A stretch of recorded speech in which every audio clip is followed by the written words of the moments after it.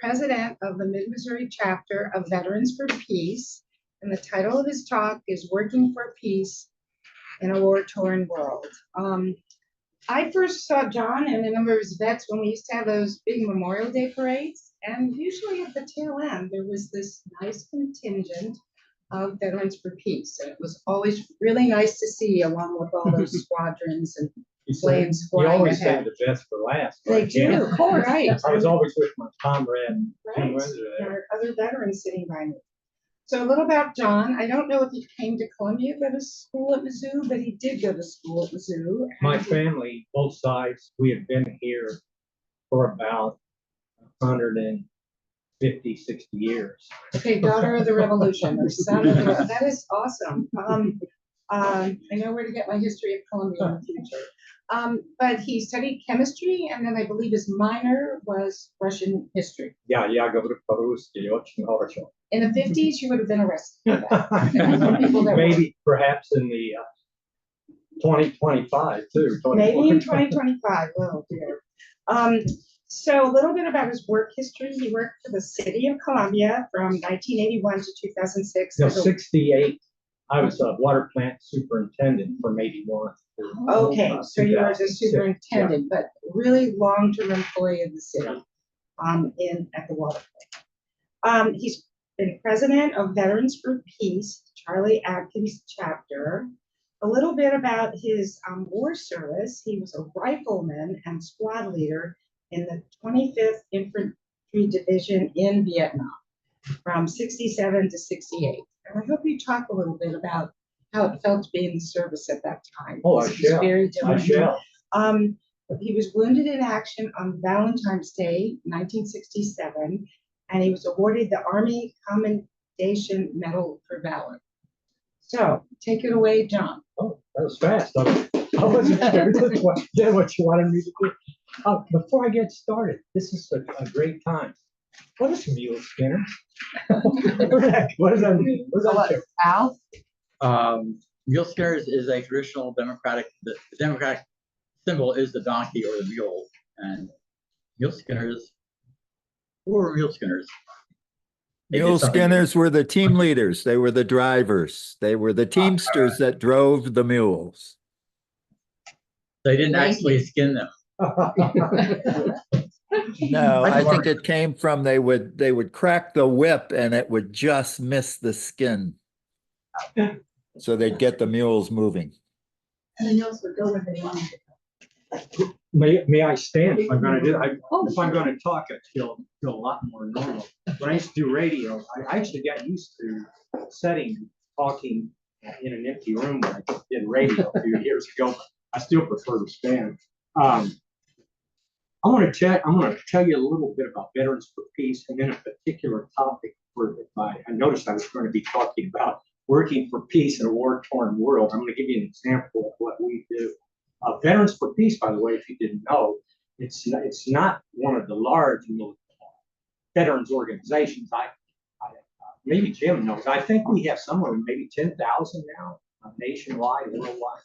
It's not one of the large ones, but we have 120 chapters in the United States, and we have some more chapters in Britain, Ireland, Vietnam. So we have a big contingent of veteran peace organizations that are part of our group. And we are on one of the UN, I guess a non-voting committee, but I think we may be the only U.S. Veteran organization that has a spot on one of the UN committees. And we have all over in our history at our annual meetings, we've had people at our annual meetings, Daniel Ellsberg, wow. Howard Zinn. We've had people from Code Pink. We've small group, but we have the right people. On the subject of working for peace in a war-torn world, with 140 separate chapters, seldom if ever do we get any kind of instructions or guidelines from the national office actually in St. Louis. Like Jim remembers that. You just kind of do your own thing, and they love if you have events. They love photos, and they, have newsletters. But amazingly, they leave chapters to do their thing. Some of the chapters are large, 100, 150 members. Some of them are quite small. And it depends on where you live. We work very, very closely with Peaceworks, Mid-Missouri Peaceworks here in Columbia. We have a number of associate members. So actually, our relationship with Peaceworks allows us to do a large number of things with a pretty sizable bunch of people. What we have done since our chapter was formed by Charlie Atkins back in the early 90s is our biggest event, the thing we concentrate most on is the Memorial Day. And in the days of the, when you had the parades and the air shows and all of that, as I know Jim remembers, it was true. They didn't want us in the parades at all first. And we finally got in, and we had to behave, and they put us at the rear. But beyond that, the program, the actual get together, which we now have in Gordon Shelter, Stevens Park, every Memorial Day. We try to get speakers. We have open mics to all the people there, and we talk about this subject, peace. And that's what I want to talk to you about. And even as we held this latest Memorial Day gathering just about 5 weeks ago on the subject of peace, mourning our dead, what did we have going on in this world? Nearly 1 million Ukrainian and Russian casualties in Ukraine, thousands more in Gaza. Only days after Memorial Day, short time, we have a massacre in Gaza, a massacre. And I was naive enough. I was telling people, this is a My Lai statue. This ain't going to go away. This it's already ancient. It's ancient news. It's already history. It was a massacre. Dozens of children. All of this is going on, and we're having our get together about how we need to mourn our dead and learn from these dead. And yet, this is the world. This is the world we have. Now, I think this seems like that there's a number of us that have lived our years here today, which I'm glad. Seems like some of the places I go now, I always wind up being the oldest person I know. I'm sure some of them. Right.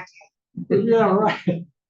Well, when I was a boy, we called it Decoration Day. Decoration Day.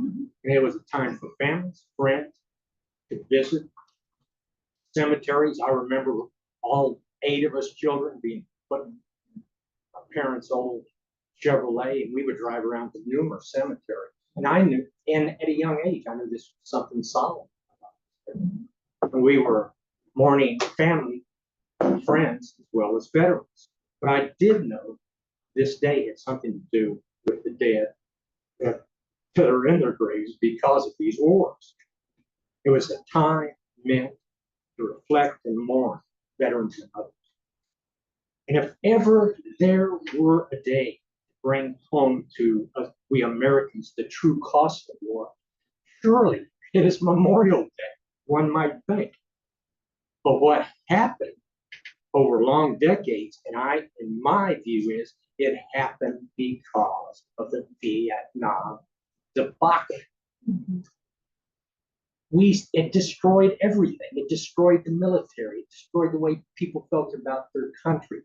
And what started happening on Memorial Day, it eventually turned into an opportunity for the American empire to beat its war drums, fly its battle flags, look at these beautiful planes at air shows, big parade marching through the downtown areas with bands and people rah, rah, rah, to you great men and women out there, make our freedom a thing. You're the ones that do it. It turned into that. It became another opportunity for the American empire to use these sacrifices of these veterans to convince the next generation of teenagers to come on down and help our friendly recruiter meet their monthly quota by signing up new volunteers for the next American Crusade. There was one air show where they were demonstrating to everybody how napalm works. It's insane. But I guarantee you, the audience, everybody out there at the air show, that hey, man, this is so cool watching this napalm go off. Yeah, right. It's been another opportunity for politicians of the empire to appear in military cemeteries and veterans organizations, give speeches praising vets for their service to their country. The same people who will then go and vote to cut veteran health care services and grant even more war power to the president. Another opportunity for communities to back the latest war to save some faraway budding democracy. Remember, here in Boone County for decades, our Memorial Day parades, air shows, and the courthouse ceremonies were planned and managed by a corporation. What did it call itself? Salute the Veterans. Salute the veterans. What about all these dead we're supposed to be remembering and honoring? It's about salute veterans. You made it possible. We would have nothing if it wasn't for you. It's about veterans. It's not about the dead and the tragedy of the war, filling these graves. It's about saluting veterans. That was the corporation. That's what was in the newspapers advertising the event. It was all about saluting veterans. Not once now, during the hundreds of Memorial Day air shows, military parades, banquets, we owe it all to you guys and gals ceremonies. This past year, was there probably in this country the slightest acknowledgement of the fact that young American lives may have been lost to questionable crusades and immoral purposes? Not once from any of the A-list speakers at the official ceremonies they would have in places like the courthouse, which people never got into, has suggested that there might be ignoble reasons for fighting these wars. There was no recognition by any of them in any town with these ceremonies that there may be veterans who are angry, disturbed, sometimes ashamed of the way their service to their country was perverted for ignoble and criminal ends. One dare not talk about any of these things when the agenda is being set by Salute Veterans Corporation. I can guarantee you that we don't want to upset. We don't want to upset the vets.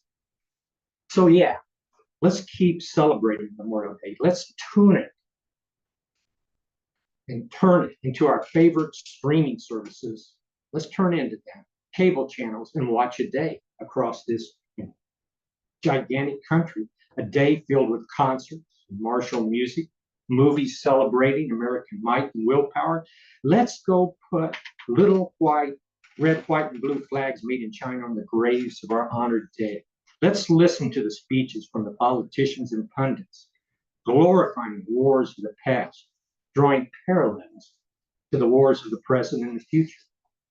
Let's continue perpetuating the lie that there is anything honorable about war, so we can continue raising the Defense Department's $1 trillion budget. That is what it is now, and it's going to be bigger, and it's going to get bigger, and it's going to get bigger.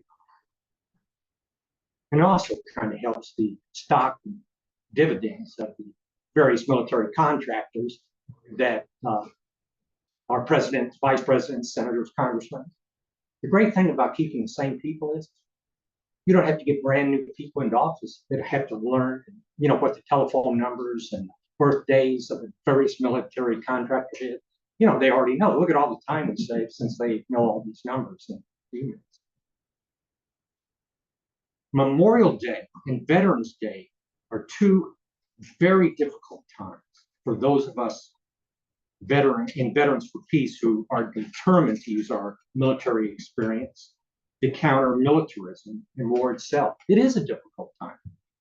The dilemma is this for many of us, just like other veterans. In some sense, we do want to be acknowledged for having had an important time in our life wrested away from us, only to be put in harm's way. But at the same time, many of us are not proud for having contributed to the suffering of other human beings. Somewhere between 3 to 4 million Southeast Asian lives were lost during America's Great Crusade to bring South Vietnam democracy. A majority of those numbers, 3 to 4 million Southeast Asian, were innocent civilians, were mothers, were grandmothers. Most important of all, they were children. That was a majority of them. I've thought about this every day of my life for the last 57 years because I was part of it.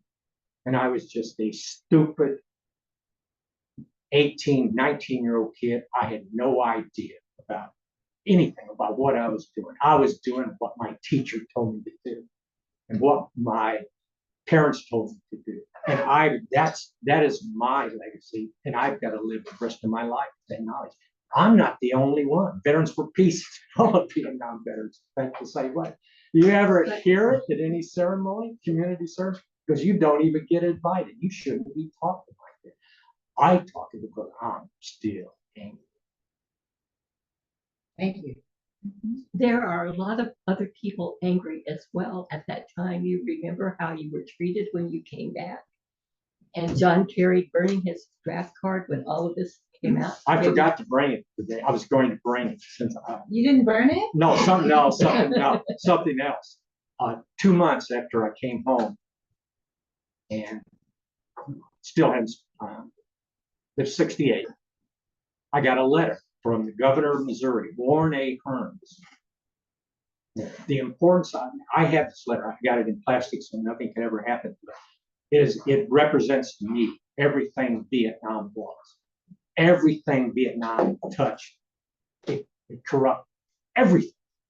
Here's a letter from the governor thanking me for my service to my nation. First off, it's not a letter that size. It looked like a notepad that been typed out. So wasn't he? But man, I know I wasn't the only one who got letters from Missouri. That's a lot of money when we have 8.5 by 11. Why don't y'all just put it on these little note sheets? Thanking me for it. Here's the deal. Little short letter. Thank you, Mr. Betz. Appreciate it. And you notice when you see it, that's funny. Where your name and address is and where dear Mr. Betz is, it's got a different colored ink than the body of the letter. They couldn't even make the ink match. And my name is Betz, Mr. Governor. B-E-T-Z. It isn't B-E-T-T-S. They couldn't even spell my name right.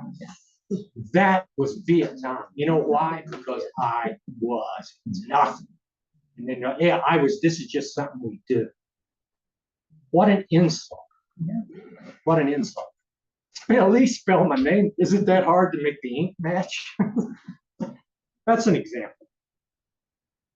Here in our 21st century America, there is an insidious self-fall adulation of clay.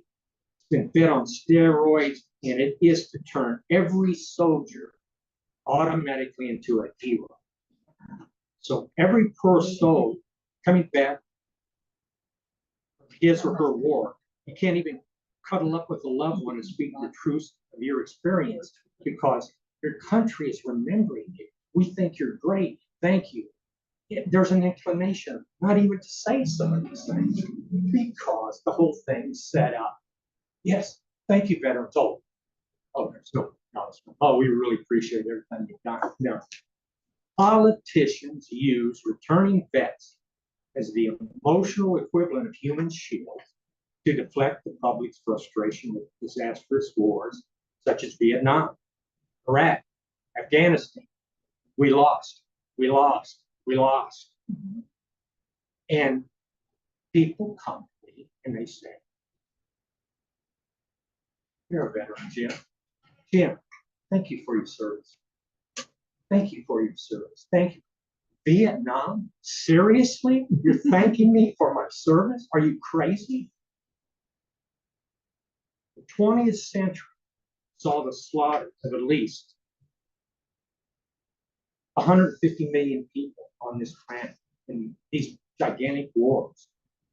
Already at the quarter mark of this current century, we're up somewhere about 5 or 6 million already. Don't we, as veterans, have a moral responsibility to respond to that? What BFP wants and works for is to put an end to the iron grip of our leaders, defense contractors, community leaders for that matter, who want to follow the party line, and all these others who profit off the death of human beings. Follow the money. What is happening in Ukraine? Follow the money. Why is it happening? Follow the money. Hundreds of billions of dollars, by the way, majority of which don't show up in Ukraine. It goes immediately to defense contractors. Start working for more weapons. It's about money, money, money. We work You want us not to go there. to ensure that our children and grandchildren, and by the way, the rest of this planet's children and grandchildren, won't have to go thousands of miles away from home to kill innocent people or be killed themselves. There's another date you can find on the calendar, by the way. It's always been there for those who want to salute our veterans. It's always been there. It's on November 11th. Isn't that what the day is? Why can't you let poor Memorial Day alone? We can and we must have a day for all Americans to remember and mourn our dead. Isn't that the point of memorial? Look up the definition of what it is in the dictionary. It belongs to the dead. I want to mourn, and I want to feel free in this country to say, you all were criminals. Vietnam was a criminal activity. It was a war crime. The people that took part in it share that blame, and we need to live with it. No one's ever going to convince me they're the same thing to that. At the slightest hint, any kind of morality. I know what I saw. I know what I was involved in, and everyone else seems to tell the same story. Betz got to stand up. Betz cannot allow these kind of holidays to be done the way they're done. They're just using it. They want to be nice. We got to play. We got to play ball. Be part of the team, so the team can go on. Don't want to do it. It's not right. With that, I hope I didn't talk on too long.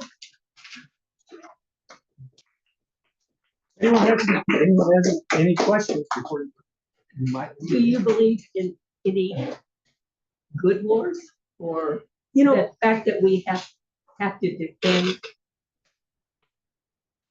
the Ukraine from Russia? Oh, do it. That's a different. We could have a whole different meeting. I got my own Well, we feelings. have done Okay. I got my own feelings though. But I call those are like trick questions. It's it's of such philosophical importance and depth. You can think, well, let me think. Is there such a thing as a noble war? Obviously. We realize, how are you going to stop Nazis? What else? I remember Obama saying, "I'm not against war. I'm against bad wars," which probably Boy, what irony. Yeah. But I have a response. Oh, is that true? Is that true, President Obama? Now, how old are your children now? You going to send any up? You going to talk them into? What about you, Mr. Vice President? I know you produced obviously some children with drug problems, but you got any future? he lost a son. Yeah, he died from cancer. Yeah, Yeah, from burn pits. okay, maybe. But is there I think you better have a good reason. And you know what I want to see? I want to see at the front part of my platoon some people that were going to school at Harvard, Columbia University, Princeton, University of Missouri, instead of a bunch of ditch digger, which I was at the time when I want to see it on the ground, feet of everybody that's represented in this country. And you ain't gonna see that. So that complicates what. Yeah. So Americans have very short memories of history. Gore Vidal, the late Gore Vidal called this United States of amnesia. Yeah. Right, right. 45% of youth don't know the Holocaust happened or they don't believe it, you know, but what I looked up, looking at these horror of the Gaza civilian deaths at an event where they were, is something John Hopkins said 400,000, I think it was 400,000 civilians were killed in the wars in Iraq and Afghanistan. That's the blood on our hands, 400,000. That's John Hopkins. I worked for the State Department as a college intern. I saw that gun wrapped in cellophane. That when soldiers killed, was that My Lai? Their commanding officers. My Lai? Was it My Lai? That where they, That you was, know, that was my unit working within about 5 miles. and when that, Yeah. and you were an officer. No, I was an NCO. Okay, all right. I'm sorry. So we we've been insulated so much as Americans. We Because murder, war is not usually on our we turf. kill in the abstract. Right. Yeah, so talk about how we don't look at the gun suppliers making money. And I do want your opinion about Ukraine, because I feel like there's parts of me Oh, feel I like that's think the it's most very- moral I think- war. Veterans, since World I'm War a II. member of Veterans for Peace because I'm against all violence. But I think there's a lot of truth in Putin was punch. Here's a stick. We're going to hit you with another. Look at this. Now we're next door to you. What are you going to do? What are you going to do? He said, okay. You want me to show you what I'm going to do? I'll do it. He did. Mhm. And now they have. The Guardian. I just read an article from the Guardian over in England last weekend, and they now say they agree there are probably at least 500,000 men, Ukrainians, have been killed. Mhm. I mean, that's just an unbelievable. So how do we help Ukraine, given the, Well- and the future for NATO being involved if we don't? Let NATO die, come Really? home. Really? How many people can even find Ukraine on the map? Yeah, no, but it's like they wouldn't be fighting without our money. And I've been amazed. So you want Russia to take it over? No, I don't But- think.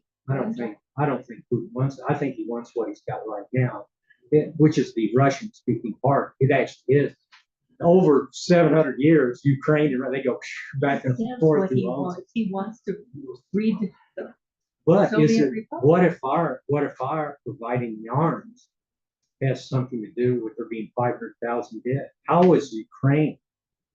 Putin now has the largest, most powerful army on earth. Several million people, at least close Constricted. 800,000 of them that literally have had World War II type experience in fighting. You know how many infantrymen we have now in the United States in our army? Infantrymen? There's about 30 to 40,000. Because the army cannot get people to volunteer down. Yeah. We got 30 to 40,000. He's got a couple of million. That's why some people are supporting Trump because of that. Yeah. So who's gonna win in that where you have those kind of numbers? And they are picking people up off the street now. Actually, my wife and I have pretty close contacts with both Russians and Ukrainians. The story about them picking younger, even older people, that worries me. I said they may be looking for 77-year-old men. Who's going to win eventually? The country that still has some people alive. 40,000 is not with the National Guard, though, and we conscripted the National Guard for Iraq. You're 55, you're going to go over, right? But they're not. But I'm saying the army that's there is an army. They've been fighting in battles we haven't seen since Stalingrad. I mean, they are tremendous on tremendous. It's crazy. But I don't know anything kind of stuff. I'm just an old country boy from Columbia. I don't know. So, how do you turn this boat around? That's what you all are. And you left out a real important part of the whole Memorial Day, 4th of July, Veterans Days, all the sales, because that's what's really Oh yeah, sure. But, you know, the investment in meaningful foreign aid is almost non-existent. And rather than all of the weapons that are given to countries, but what the people need are safe drinking water, food, shelter, and all of those things. And that, because if they don't have that, then they're going to listen to anybody that tells them they're going to get it. And just like you, I was in the Air Force and I wasn't sent to Vietnam. I was sent to a nuclear base instead. Everybody around me was poor. Didn't matter if they were from the inner city or they were from the mountains of Kentucky or, you know, wherever. There were not college graduates or people that could afford to go. But Jim, you don't forget though, all that being true, but we got medals. Do you have a medal, Jim? Not like he does. So I appreciate you coming to speak to us, Jim. I'm still consider myself relatively new, and I'm ashamed to say that it's taken this long in my life for me to get involved and learn about some of these issues. I was raised in a big military family. Dad was in the Air Force, all of his brothers, and so forth. And it was sitting in this room about 4 years ago, some kind of meeting. I don't know, been out the boat meeting or something. Someone was wearing a T-shirt and said, "I'm already opposed to your next war." You can get those from Veterans for Peace. Oh, yeah. It hit me hard. But You know, on the subject of, there are two wars I fought, and the war I fought with my buddies, my feelings when I had 4 or 5 friends still alive. So, and when I'm with them, the majority of them, by the way, think they serve their country. But when I'm with them, that was war. And I ain't no different than veterans Korea, World War II. We tell our stories, our memories, and it's like, right, man, we were on a team together. But what I had to do, and this is what I think with a lot of veterans, they have to take another step. I think many of them don't do it. The war is about more than John Betz. Why are we here? What's the history of that war? And you're going to have to do a little digging and find out. And I at a certain point I had to get away from that.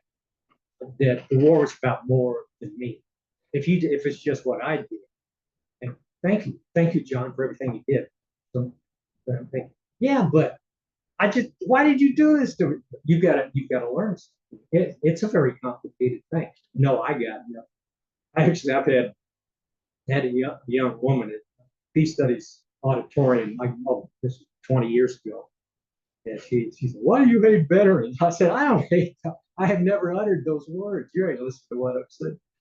But then she asked me about it. She said, "Well, you said you were a sergeant in the infantry?" I said, "Yes, I was." She said, "Well, how could someone with an attitude like yours wind up as an infantryman and a leader in the U.S. Army and Vietnam?" I said, "I was drafted." Yeah. I was drafted. They were going to send me to prison. You know, I don't know if I understand. And you go to Canada. Yeah, I wish I had. Well, I didn't. That doesn't necessarily mean you won't go to prison too. My cousin went to Canada and prison. In Canada? Oh, when He came back. Yeah, you had to Just wait for saying. Carter. Yeah, you needed to wait until Carter passed. Yeah. Said, "Come on home." But I just want to say one thing. I'm anti-war too, strongly anti-war.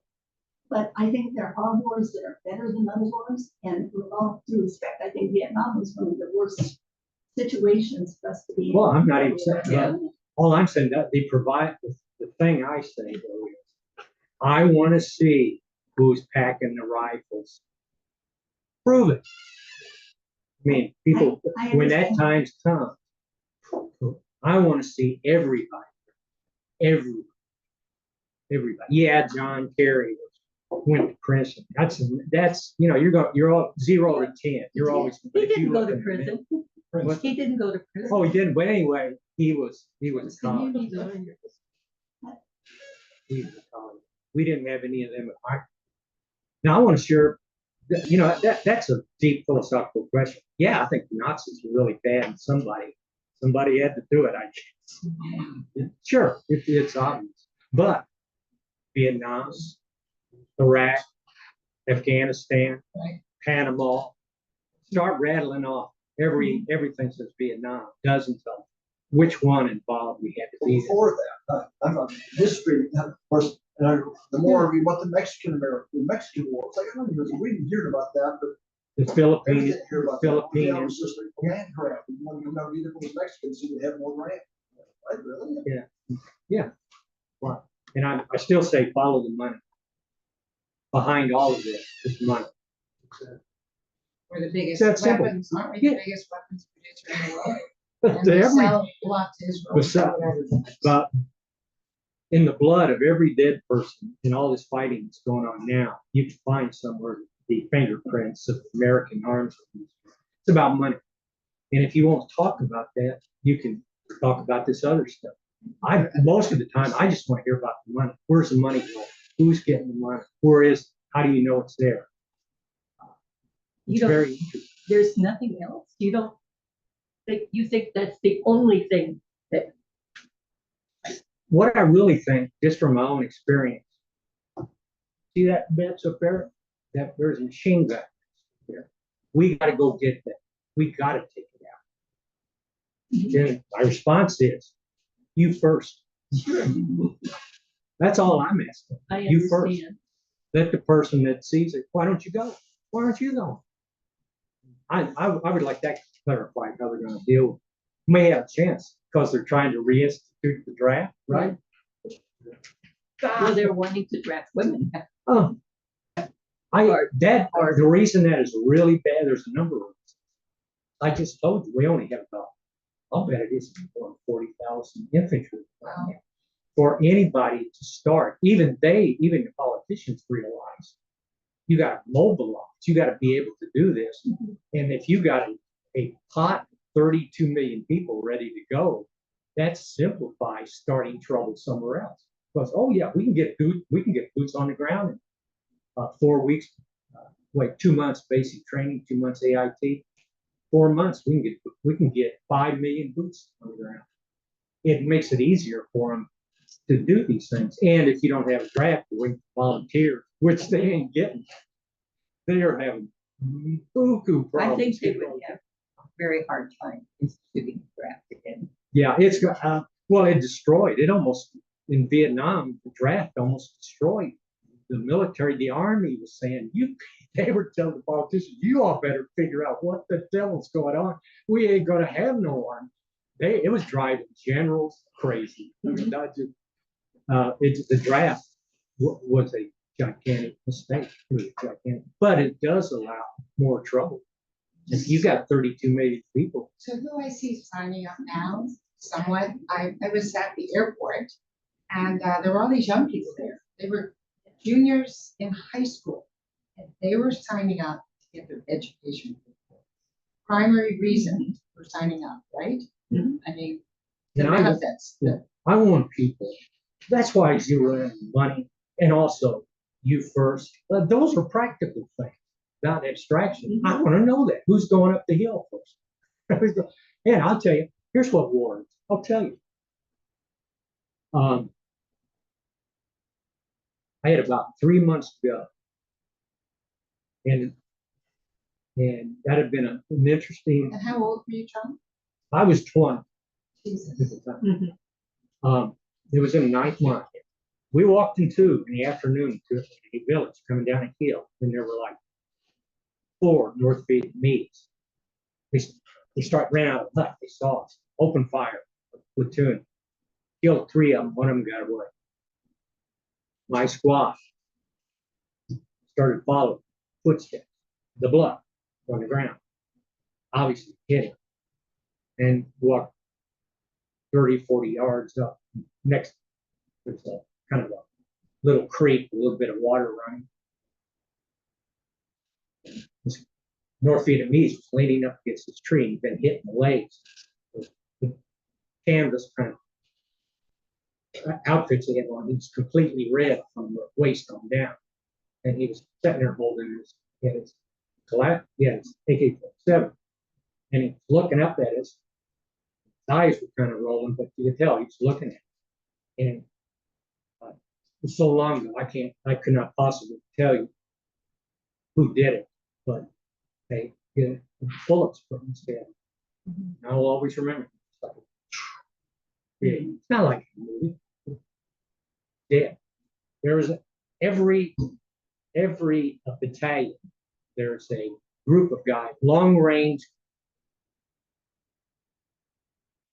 patrol group, and they always attract people who want to be there. It seems like, in my experience, they were all psychopaths. They were just a small group, about 10 people that were with headquarters, where the head of the battalion was, and they'd go out and they'd stay in. Anyway, they heard this firing. They came rushing in. They showed up after we did.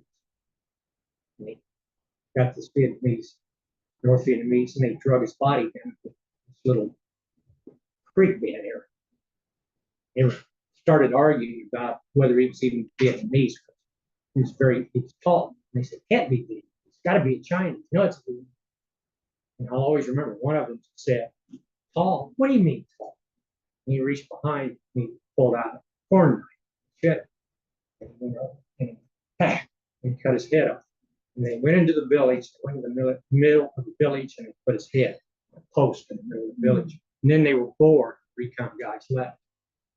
Our lieutenant, he told me, he said, hey, Betz, I want you all, go get that body. You get the head, you take it up, and you bury it. He said, because when the NVA come in, the next American that catch, they're going to do the same thing. So, one of my buddies, Richard Cruz, in San Antonio, I said, man, let's do it. We went over, picked up this head, and then I'm walking up into those woods, and everything was there. Everything that this war was, everything that war is, existed. When I was in high school, I wanted to do something. I wanted to help people. This is what that's what war is. That's the part that's hard to tell people. And sometimes it's hard to answer philosophical questions. That's what it is. You think that that was a rarity that happened? That's what it is. That's what it is.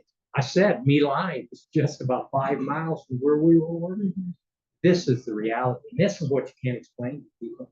I want my children and I want my grandchildren to help human beings.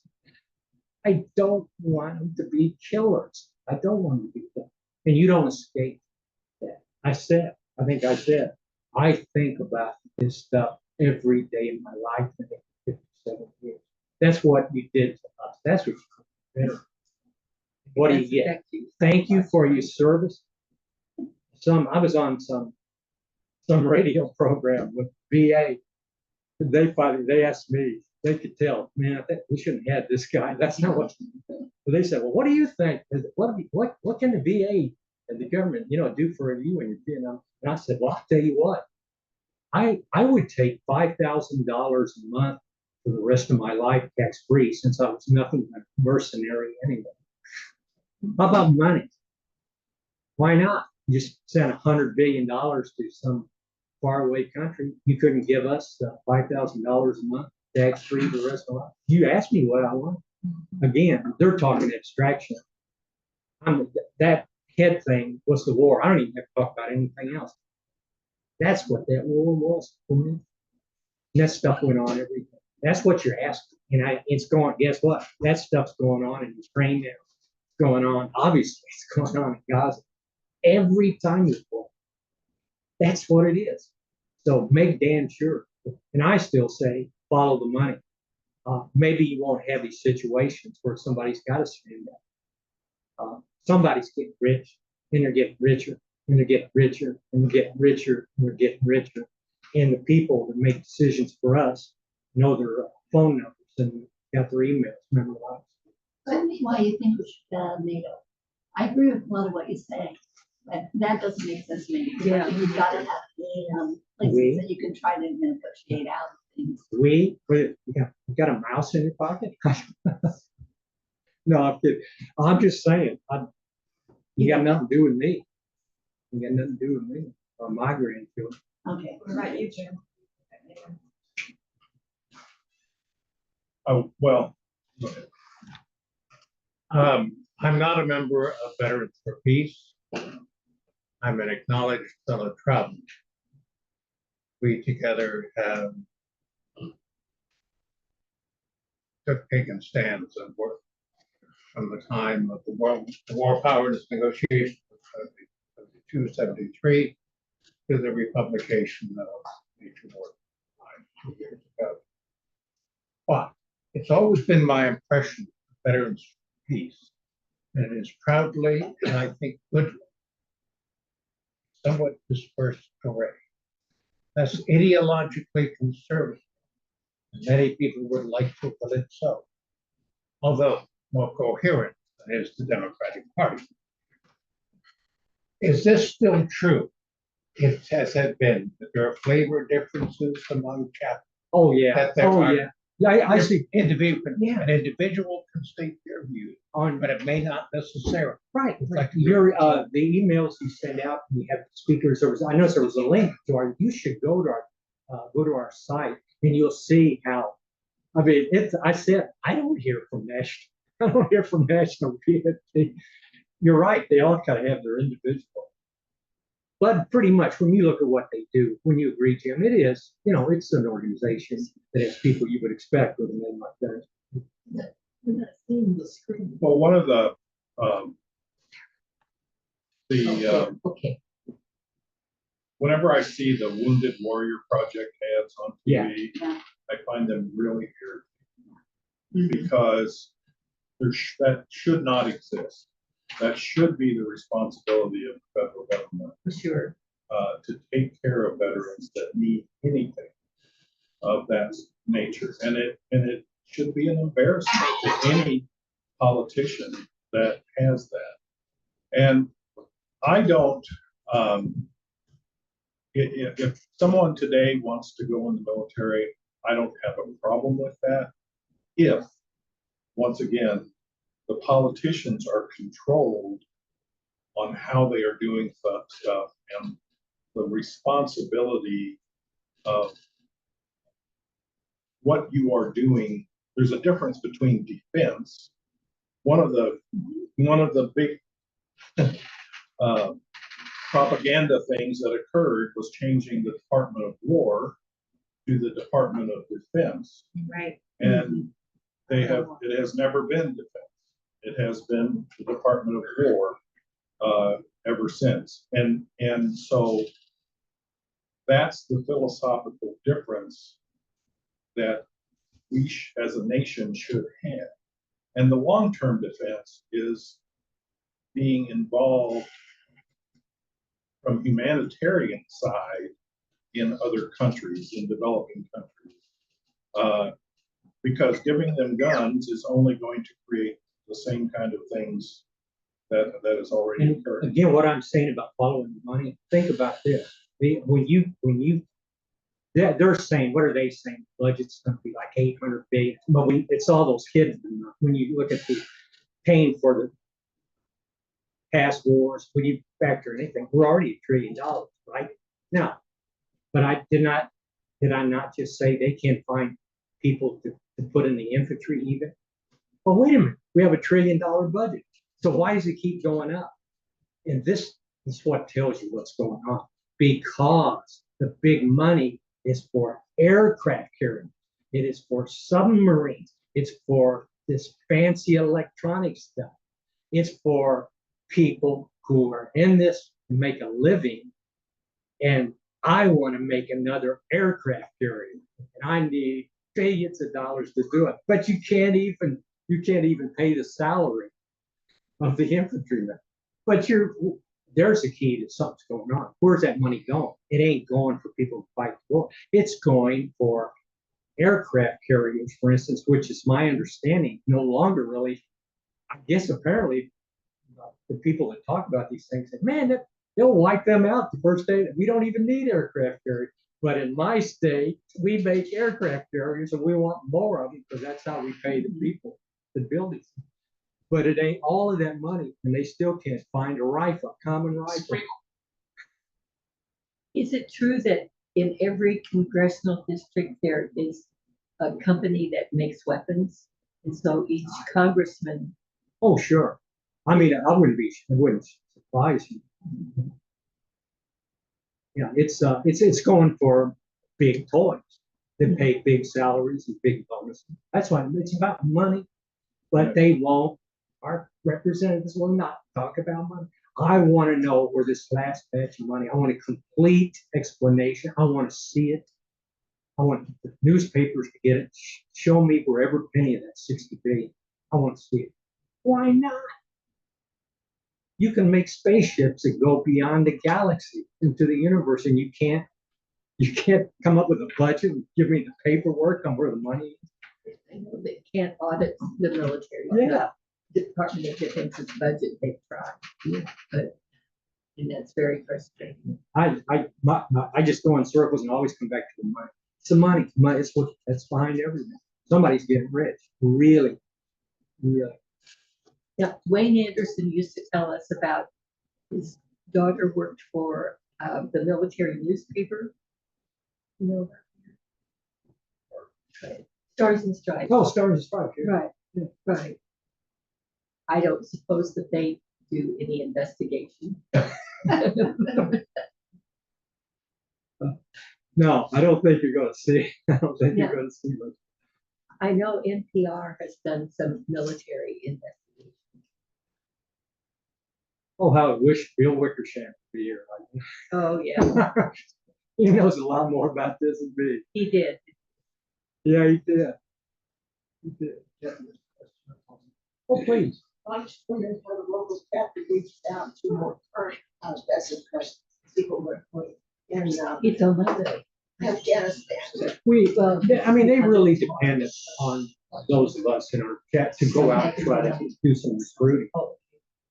But what we've done recently, as I said, our program this year, we were working, we have Peace Work as co-sponsor because we do exactly the same thing.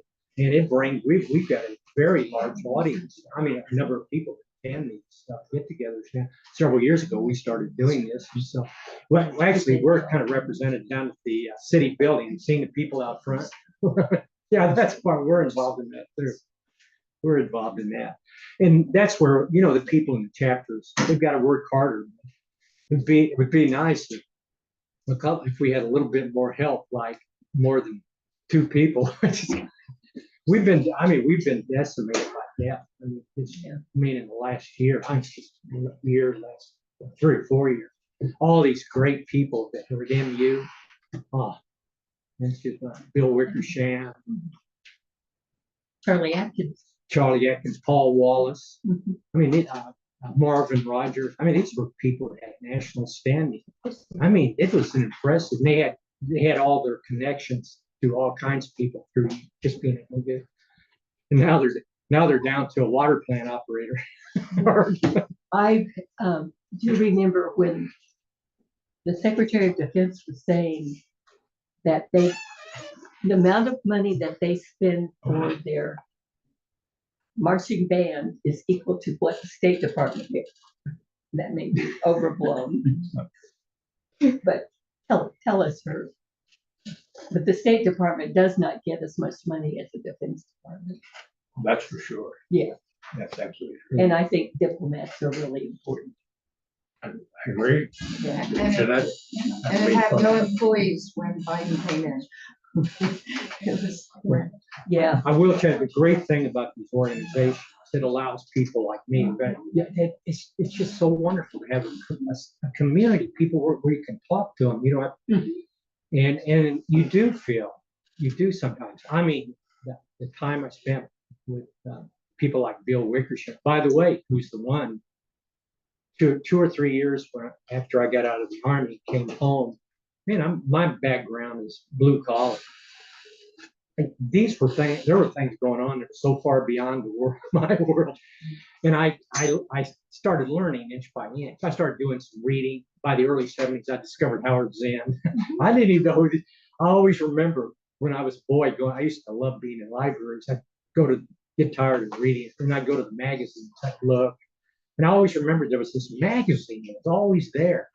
Man, who reads it? And there were no pictures, but just words. It was The Nation. It was The Nation. But I didn't know, but I started reading, that's where I found Howard Zinn. And it kind of starts pulling you in the direction you want to go. And that's what you want in an organization like this. So were you not aware of the students protesting against the bill? Oh, it really started while I was there. And I knew from, you know, we would get magazines. And I'd look at Time magazine. Man, this is, Yeah. oh, I was being asked all the time when I came home at the end of '68. What do you think? What do you think about those? What do you think? And I actually was like, I didn't know. I had nobody. All I know was, man, this ain't the way. I saw that famous movie at the end of World War II about coming home Betz. So remember that the veterans lost both hands. Man, it was real. It was so warm and fuzzy, and it was really made me. Everybody was, oh, this is great. Man, all I know is I don't feel good. I had nobody to talk to. What did it finally was Kent State. That did it. And immediately, I don't know, was anybody here at that time? Sure. Oh, okay. Remember Most of us. all those hundreds of people next day, and Bill Wickersham. It is set in the Jesse Hall, they shut it down, and they're dragging Wickersham off. I told Bill, I said, Bill, when I finally got to know him decades later, I said, Bill, you don't even know what you did for me. That Kent State and what happened here after that. Because then when I went to work, going to school and also down at the city, I was downstairs after Kent State. What do you think? What do you think about that? All that crap at MU yesterday? I'm sitting there, I'm going, well, you know what? I think I kind of like it. I knew where I was going. The people like Bill Wickersham, God, that met all those wonderful people, because they helped me get my thoughts together. That's me. You got to have something like that. Then the Pentagon Papers came out. That's it. That's the other one, Daniel Ellsberg. Another one of my heroes. That's what did it. Those are the two things that did it for me. Well, I had the proof. It's in black and white. This whole thing is a lie. The whole thing is a lie. In Cambodia and Laos, that we didn't invade, Cambodia and Laos, we didn't invade them, right? I will say one. Eventually going to get to a point where it's computers fighting the wars. No. No, infantry, queen of battle. Always infantry. At the end. You always gotta have.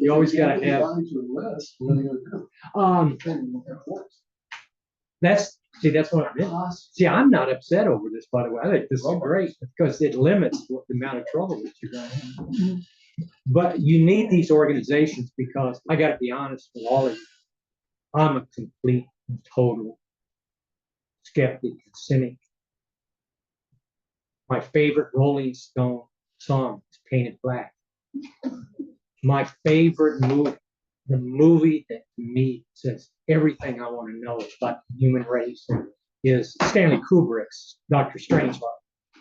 That's actually what I feel.